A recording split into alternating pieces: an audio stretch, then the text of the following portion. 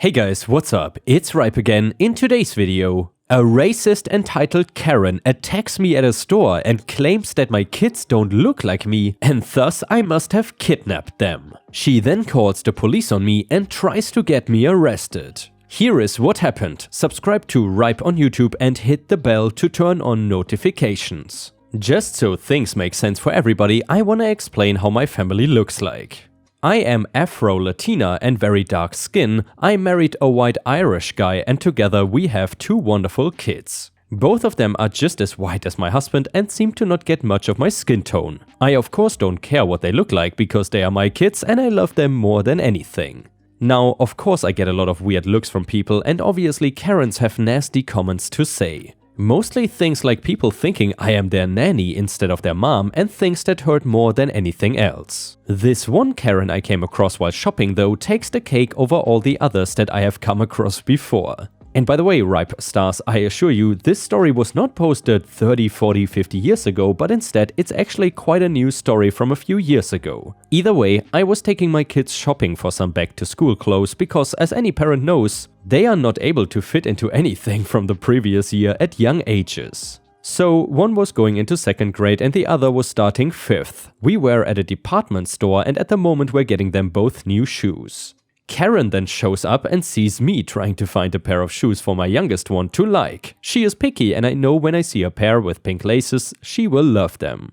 I bring them back over to her and ask her if she likes the shoes and wants to try them on for me. I did not even notice Karen until she invaded my personal bubble and was hovering over me. Karen, what do you think you're doing to that kid? Me, I'm trying to buy her shoes. Can you back out of my face? Karen to my daughter, sweetie, take my hand and come with me right now. We will find your mommy and get you away from this bad lady. Me, don't you dare talk to my daughter. I'm her mother and I'm telling you that you better not lay a single hand on her. I might have jumped the gun into angry, but she had awoken a mama bear that has been cranky and dragging two young kids around all day to buy clothes that they don't care about. Karen, help, security, help! This woman is trying to kidnap these poor children. This got everyone's attention and I knew that I couldn't just take my kids and walk away without looking very suspicious. Security came pretty fast and before I knew it, I was being questioned and told to wait until the police arrived. My kids were scared and my youngest started crying because she saw her mother being dragged away from her. I was lucky enough for the police to arrive fast and I saw one officer go to the children while the other went to me. I don't know what he was asking them, but I did hear mentions of them asking my oldest if he knew where his mom was. Officer, so this woman claims you walked up to these two unaccompanied children and tried to lure one away by offering her shoes. Me, I know that to people like her it might not seem like it, but these are my children. Officer, do you have any proof that you can back up those claims? I have no idea what this guy was expecting me to have on a shopping trip. I did not exactly carry around their birth certificates. Obviously, I had my ID on me and that was pretty much it. I gave that to him and told him that I did not carry around paperwork showing proof that they were my kids. Me, I have the stretch marks to show that I carried them and I have a ton of photos in my phone of all of us. You can even see in one how pale their dad is. Officer, we still need to get this straightened out. Kidnapping is a very serious charge and you could end up in jail for even attempting it. This guy was just not listening to me and things did not seem to be going my way until Officer 2, who had been speaking with my children, appeared. He was black too and seemed a little bit more aware that a family like mine can exist. My kids were telling him of course that I was their mom and he was more than willing to look at photos of the family and take that as proof. Now, though the tables had been turned and focus was on Karen for starting this entire thing with no actual reasoning. I heard them questioning why she had called them about me kidnapping when they were my own kids. She started with a story of how my son had come up to her asking for help because a strange lady had been following them. I think she got a glance of them running up and hugging me though, which finally caused her true racist nature to come out. She started going on this rant that was so bad I had my kids cover their ears the best they could. The first thing she did was starting by calling me dirty and every slur she could think of. She clearly thought that my race should not raise white-skinned kids and had no issues saying it. You can imagine the black officer did not like hearing her racist comments and warned her to calm down and to stop. She just doubled down though, saying that people like me should not exist and that if she could, she would kill me for trying to raise children that should be raised by people like her. And well, ripe stars, I would say here that people like her, aka people like Karen, the only thing that she should be raising is rats, and maybe that is unfair towards the rats. Because not even rats deserve to be raised by a person like this. But Mrs. Karen was not finished yet. She was in total rage. I could swear her mouth was foaming. But I might have imagined that, and she started to ball her fists and let out a high-pitched scream. She then started to lunge at me and my kids and slapped my face and violently tried to drag my kid away. Anyway, essentially saying that only white parents should raise white-skinned kids. This was enough for the police to arrest her, and she was in big trouble. They told her that calling the police for something like this was erroneous, and the mayor was apparently trying to cut down on situations like this. The other thing is, you kind of cannot just go on a racist rant saying that you want to take somebody's kids away from them because of the skin color. They took her out of the store in handcuffs, and the crowd of people that had been watching were slowly starting to go back to their shopping. Both of my kids were very upset, and honestly, I was too. We decided that the shoes could be bought another day and we should do something more important instead. Go out for ice cream. They were of course confused and wanted to know what happened. We raise our kids to be open-minded and accepting of everybody, but they never saw the racist side of the world really yet. I tried to explain the best I could that since they look like their daddy, some people like Karen don't believe that I am their mother. I know that there will be more Karens anywhere I go with my kids because of what my family looks like, comments of thinking that they are from a previous marriage of my husband's or that I adopted them. Families look like a lot of things, and while people can think anything they want, don't call the police because of it. If you do, then you might end up just like Karen being dragged out of a store because you refuse to accept other kinds of people. And yeah, ripe stars, I would say that people like Karen definitely don't belong in a public setting. The only place this person belongs in is maybe a mental hospital or something, or a nice and cozy prison cell. If you have ever witnessed situations like this in real life, then please let us know in the comments. And now let's continue to the next one. This one is titled The Story of the FU Gate, posted by user Tornado Messiah. Hello ripe family, I hope you're all having a good day. I was recently reminded of a story and thought you might enjoy it. I guess it could be classified as petty revenge with maybe a pinch of entitled people and or neighbors from hell. Ripe has full permission to read this in a video if he wants to. I'm intentionally leaving details vague to avoid any unwanted attention on people involved in the story. So to start off, this is not my story. I was told this story by a former supervisor when I used to work at a well-respected fence company in a medium-sized city in the deserts of the western United States. I was in the electric gate division, so we normally installed, maintained and repaired those large vehicle gates at the entrances to gated communities, and this story was the department's legend. On the west side of town, up on a hillside, was a high-end gated community. There were only 6 to 8 houses along a single road in this community, but each house sat on a few acres of land and cost $5 to $10 million. At the end of the road was a fire access route that will be the centerpiece of this story. The gentleman who lived in the last house of the street was known as a bit of an entitled prick with a lead foot. And I know, ripe stars, some people will grill me in the comments because maybe this one is once again pronounced lead or lead, I have no idea, but I think it is lead foot. Anyway, he was a casino executive for one of the larger casinos in town and would always drive around high-end sports cars at excessive speeds.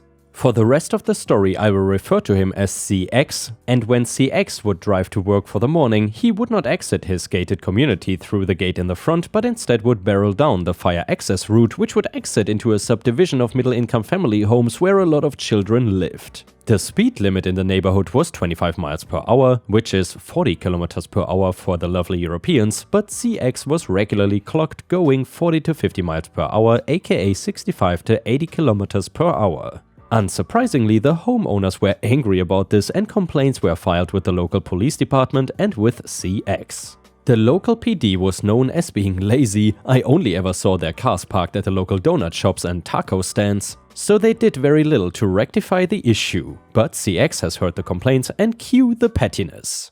A few of the homeowners used to walk their dogs up the fire access route so the dogs could run in the open fields along the road.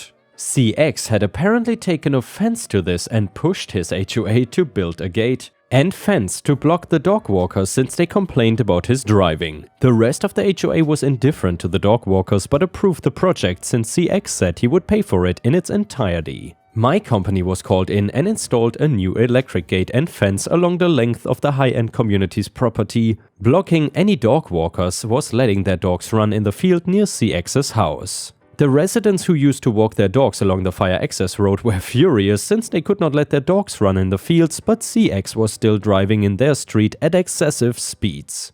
Since the local PD was useless so far, they would take matters into their own hands and get revenge. I'm not sure if it was an agreement between some of the homeowners or the work of an HOA, but they began to save money and after a year or two approached my company with their plan. They wanted to fight fire with fire, or in this case fight a gate with a gate. They wanted to build a second gate mere feet from the first gate, but this one CX would not be able to open. It did not interfere with the first gate's operation and, most importantly, could not be remote opened up. The only way to open this gate was by opening the locked gate operator, only technicians had the key, or by using a click-to-enter device which was programmed by the local fire department and used radio frequencies only they were authorized to use. A simple gate just wide enough to block the road was erected and was subsequently dubbed the FU gate by the dog walkers as a giant FU to CX. I have included a screenshot courtesy of Google Earth to illustrate the pettiness in all its glory. A few additional notes: CX was the only one who used this back gate, so his HOA did not really care about the dispute with the other neighborhood, and I heard rumors of civil proceedings about the retaliatory gate, but I don't know any details concerning that. All I know is I was doing maintenance on both gates about 10 years after all this happened, so no order was issued to remove it. And thank you very much for posting this amazing petty revenge story. And guys, if you have any petty revenge stories to share of your own, then please head over to r/ripestories on Reddit and share your own story there, and there is a good chance that I will read it in a video. The next one is titled "Never Mess with a Veteran." I am a disabled veteran. This happened to me about 4 years ago. Quick info: the Veterans Administration will cover medical expenses at any hospital if a veteran has an emergency and cannot get a veterans hospital. There are VA hospitals and there are VA clinics. A clinic is very small and they barely put in stitches. So there is a VA clinic about 10 minutes from my house. The closest VA hospital is 2 hours away from me. On to the story. I wake up at 2:30 AM with a stabbing pain in my side and I am almost in tears. My wife gets me to the car and we head to the nearest local hospital emergency room. While I am being assessed by the doctor, my wife is answering questions and filling out paperwork. They ask if I have any health insurance and she tells them that I'm a veteran. The front desk lady says that she will send the bill to the VA. She obviously knows how this works when veterans come in. Fast forward about 4 months. I received a phone call from a collection agency. I told them that this was some kind of mistake, and as you would expect, they did not believe me. I contacted the local hospital and they told me that the VA had denied to pay for my emergency room visit. After the denial from the VA, the hospital sent the bill to the wrong address and I never received any bills. That's why I was sent to collections. I called the VA department that handles payments from outside the VA facilities. I asked the man why my ER visit was not paid for and he told me that I had access to a VA facility 10 minutes from my house. There was no need to go to a regular hospital. I told him that the one 10 minutes away is a clinic and it was 2:30 in the morning. They are obviously closed. He still kept insisting that I should have went there first. Nothing I could have said could make this guy understand that they were closed, and if they were open, they were not equipped to handle emergencies. Finally, he told me that I had to pay for my visit. Revenge is mine. I sat around trying to figure out what to do. But then it hit me. I actually googled how to contact the White House. There are 3 ways. Number 1, you can send an email, and number 2, you can write a letter. Also, you can just pick up the phone and call. I choose option 3. I called and someone picked up on the first ring. I explained everything to her and she said, "Would you like for me to connect you to the White House Veterans Complaint Department?" Why, yes, I would. After explaining everything to the nice lady at the complaint department, she said that her director would want to hear this. After explaining everything again, she was quite upset with this billing department guy who refused my claim. She gave me her direct extension and said that she would take care of it. The next morning I received a call from the billing idiot with no common sense. He immediately apologized to me and told me not to worry about my bill. Everything would be taken care of. He gave me his direct extension and said for me to call him if I get any bills or calls from the collection agency. I guess sometimes you have to skip the middleman and go straight to the top. I would have given anything to be in his office when he received that phone call, and yes, this is 100% a true story. And in case anyone was wondering, it was kidney stones. And the next one is titled, No Fighting in My Theater If You Please, posted by user kittymom2 on r/ripe stories. I seem to have strong mom vibes. This tickles me as all my kids have 4 paws and natural fur coats, not to mention retractable claws. In my early 30s, I worked as an assistant manager at a movie theater running the projection booth. And one night, as I am ensuring my customers get the best presentation I can offer, I receive a call over the walkie to come deal with a fight in one of my theaters. I have a start in a few minutes, I warned them. Don't worry about it, we will have someone take care of that for you. With an annoyed sigh, I go to the theater where the fight is about to happen, turn off the projector, turn up the lights to full, and head downstairs. On my way to the theater, 6 men, a mix of ushers and managers, fall in step behind me. So, with all these men, why did they call me downstairs to deal with this? I shrug off the question and enter the theater. My entourage stops short of the customers being able to see them, although I can see both of the men about to throw down and the 6 who followed to back me up. Giving the 2 a stern look filled with my irritation over this interruption to an otherwise smooth night, I opened with, if you're going to fight, you need to take it outside. Everyone else here came to watch a movie. If you're going to watch the movie, you need to sit down and watch the movie. And if you want to fight, you need to leave. If you choose to fight, your tickets will not be honored or refunded. Choose. I am all of 5'9", which is tall for a woman but on the low end of average for a man. Slender, not an imposing person, I would not think. But something in my manner convinced them to back down, giving each other somewhat pouty looks. They took their seats under my angry glare. I left after they were both seated and not one of my entourage made a comment. They may have decided throwing a man at the issue would only spark off what they wanted to put out, which is a fight. And also that a woman manager would clearly be a better choice for this than a male manager, and I suppose I had a reputation both for standing firm and helping smooth over problems between fellow managers who had issues with each other, and this may be why I was chosen. Never did ask, never heard from those men again. And the next one is another petty revenge story from a dad. Our old next door neighbor was a nosy, lazy SAHM. She liked to complain about almost everything. My sister, 5 years older, had friends ranging from the same age to a few years older, and they would often come to our house for most of every weekend. Sometimes it would be a couple friends, others up to 15 or so. The neighbors surprisingly never complained about a bunch of teenagers being at our house every weekend until she decided to, I guess. They never made a lot of noise, my dad worked weekends, and the number 1 rule was to not keep dad awake or wake him up. This was during school holidays in summer, so my dad had the following day off. My sister had 3 friends over, and that night all they did was watch a movie. It was not loud, dad could not hear it from our veranda, and they did not even stay late. They went home about 9:30 and come just after 10 PM, 2 cops rock up on our doorstep. A noise complaint from our next door neighbor was filed about a wild party. They were obviously confused as they were greeted by a grumpy late 30s guy in a dressing gown, book in one hand, smoke in the other, cup of tea on the table in front of him, just chilling on his porch instead of the rager they'd been told about. Dad was like, look, I hate the kids coming here, but tonight 3 kids were here watching a movie. They left over half an hour ago. I don't know what the F she's on about. He was pissed. He did not enjoy our house being the designated hangout place, but as mom always said, at least we know where our daughter is. But even that night, he was not annoyed because it was a small group watching a movie. If it was any other night, he'd be annoyed because just come over and tell him they are being too loud, but don't call the cops because they are watching a movie. Our neighbor would always have afternoon naps at 1 PM. Her bedroom was 5 meters from our driveway, so pretty close. Our front yard was also huge, our house was pretty small and sat on over a 1/4 acre. 2/3 of that 1/4 acre was our front yard, and well, the next day the lawn needed mowing. It being summer, our summer temps go into the 40s in Celsius, Dad would normally mow as early as possible in the most efficient way possible. It would normally take him 40 minutes.